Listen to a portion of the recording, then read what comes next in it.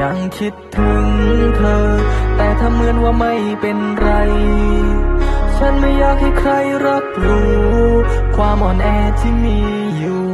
นั่งดูข้อความตั้งแต่แรกของเราเธอจะเป็นเหมือนกันหรือเปล่าไม่มีเธอนะมันก็เหงาแต่ว่าเรื่องของเราคืนวันดีๆเหล่านั้นฉันจะไม่ลบไม่ลืมนะเธอกลัวอะไรฉันยังจำได้ฟ้าร้องคราวนี้เธอจะกอดใครฉันได้แต่ห่วงดูแลตัวเองปันเดียวจะไม่สบายอย่างน้อยฉันก็ได้เคยรักเธอวันนี้เธอมีเส้นทางของเธอเพียงขอให้เธอนั้นสุขใจให้เจอคนรักที่ดีกว่าฉันสักคนที่มีเวลาให้เธอ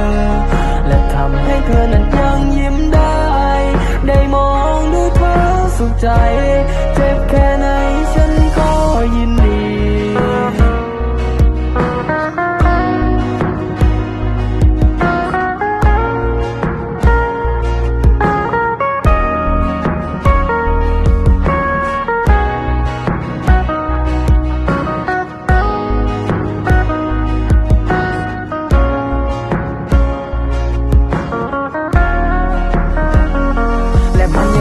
สิ่งที่เรายังไม่ได้ทำร่วมกันฉันคิดว่าเธอคงอยู่และไม่มีวันเดินไปจากฉัน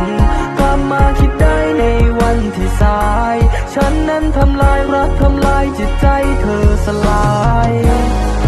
อย่างน้อยฉันก็ได้เคยรักเธอวันนี้เธอมีเส้นทางของเธอเพียงขอให้เธอนั้นสุขใจให้เจอคนรักที่ดีกว่าฉันสักคนที่มีเวลาให้เธอและทำให้เธอนั้นยังยิ้มได้ได้มองดูเธอสุขใจเจ็บแค่ไหนฉันก็ยินดีอย่างน้อยฉันก็ได้เคยรักเธอวันนี้เธอมีเส้นทางของเธอเพียงขอให้เธอนั้นสุขใจ